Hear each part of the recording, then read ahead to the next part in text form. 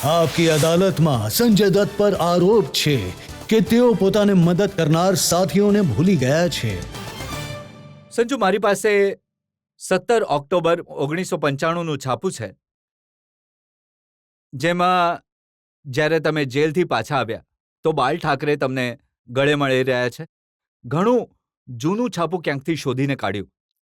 જ્યારે બાલ ઠાકરેએ તમારી મદદ કરી અને બાલ ઠાકરેએ એમ કહ્યું કે મારી પત્નીના અવસાન પછી મને ખુશ થવાનું કોઈ કારણ ન મળ્યું. આજે સંજય દત્તને જેલની બહાર જોઈને હું પહેલીવાર ખુશ થયો છું. આટલો પ્રેમ એમણે તમને આપ્યો, અને જ્યારે તમે રાજનીતિમાં ઉતર્યા તો તમે બાલ ઠાકરેને બદલે અમરસિંહજીનો હાથ પકડી લીધો. બાલા સાહેબ, હું એમને સાહેબ કહું છું. એ મારા પિતા સમાન છે, અને જે એ મારા માટે એમણે મારી ફેમિલી માટે કર્યું છે એ જીવનમાં હું ભૂલી ન શકું. પણ જ્યારે એનો સવાલ છે, હું સાહેબને એક પિતા સમાન પ્રેમ કરું છું, પણ એમના વિચારોમાં હું બિલીવ નથી કરતો. જે દત્ત સાહેબ એક સેક્યુલર વિચાર, અમે એ લોકો સેક્યુલરિઝમમાં બિલીવ કરીએ છીએ.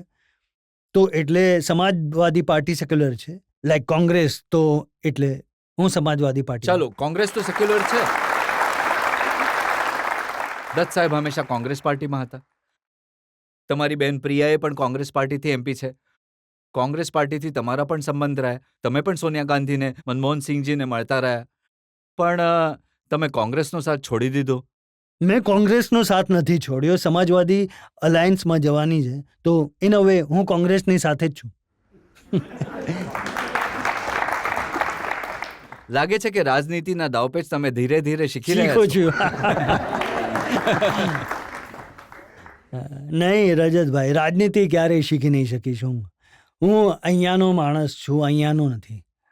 અને આ તો ચાલતું જ નથી ને રાજનીતિમાં. માત્ર રાજનીતિની વાત નથી. ઘણા બધા એવા લોકો હતા જેમણે તમને, મહેશ ભટ્ટ સાહેબ ફોર એક્ઝામ્પલ, તમારી જે પહેલી સુપરહિટ 2 મોટી ફિલ્મો હતી એ ભટ્ટ સાહેબે ડાયરેક્ટ કરી હતી. અને જેટલું હું જાણું છું, ભટ્ટ સાહેબ તમને ઘણો પ્રેમ કરતા હતા. પણ જ્યારે તમે મોટા સ્ટાર બની ગયા, સુપરહિટ થઈ ગયા, તો તમે ભટ્ટ સાહેબને બાય બાય કહી દીધું. નહીં, ભટ્ટ સાહેબ એ રિટાયર થઈ ગયા છે.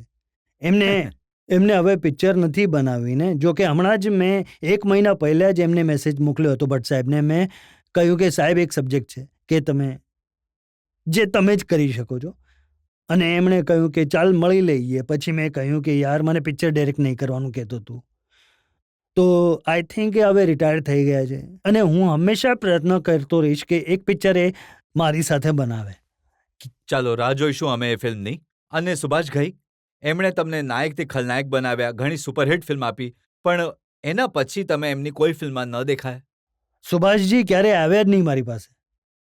એ તો હંમેશા, એટલે કે રિતિકની પાસે ગયા, અહીંયા દરેક જગ્યાએ ગયા, પછી મારી પાસે આવ્યા જ નહીં. એ તો ભૂલી ગયા ને મને. તમારા હિસાબે ફેવરેટ સારા મોમેન્ટ ફિલ્મ ઇન્ડસ્ટ્રીમાં કયા છે જે તમને હંમેશા યાદ રહેશે?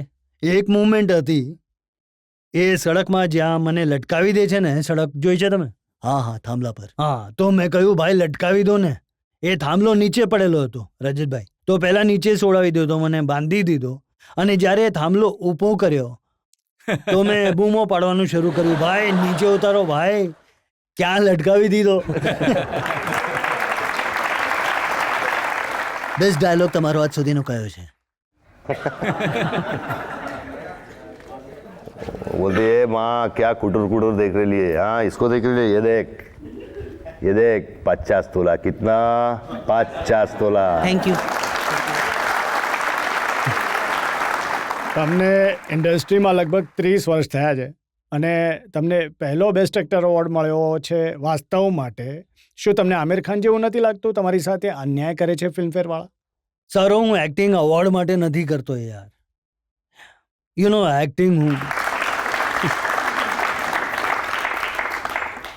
એક્ટિંગ મારો પ્રેમ છે. મારો અવોર્ડ છે કે હું જ્યારે થિયેટરમાં જઈને પિક્ચર જોઉં છું પબ્લિકની સાથે, અને જે પ્રેમ મળે છે પબ્લિક પાસેથી, એ મારો અવોર્ડ છે. પણ સંજુ, તમને લાગે છે જ્યારે તમે રાજકારણમાં આવશો, રાજનીતિમાં આવશો, તો તમારા જૂના કેસની વાત થશે, તમારા પર જે આરોપો લાગ્યા છે એની વાત થશે, 6 વર્ષની જે સજા મળી છે એના સવાલ ઉઠશે. એને કેવી રીતે ફેસ કરશો? રજતભાઈ, મેં જેમ કહ્યું 16-17 વર્ષ થયા છે, હું ફેસ કરતો આવ્યો છું. અને પોલિટિશિયને કહ્યું છે, ન્યૂઝમાં કહ્યું છે, મીડિયાએ કહ્યું છે, પબ્લિકે ક્યારેય નથી કહ્યું કે આ ટેરરિસ્ટ છે, કે આણે આ કર્યું છે, તે કર્યું છે, ક્યારેય નહીં. જેટલો પ્રેમ આ લોકોએ મને આપ્યો છે, મારા હિસાબે હું તો બાઇજ્જત બરી થઈ ગયો ને.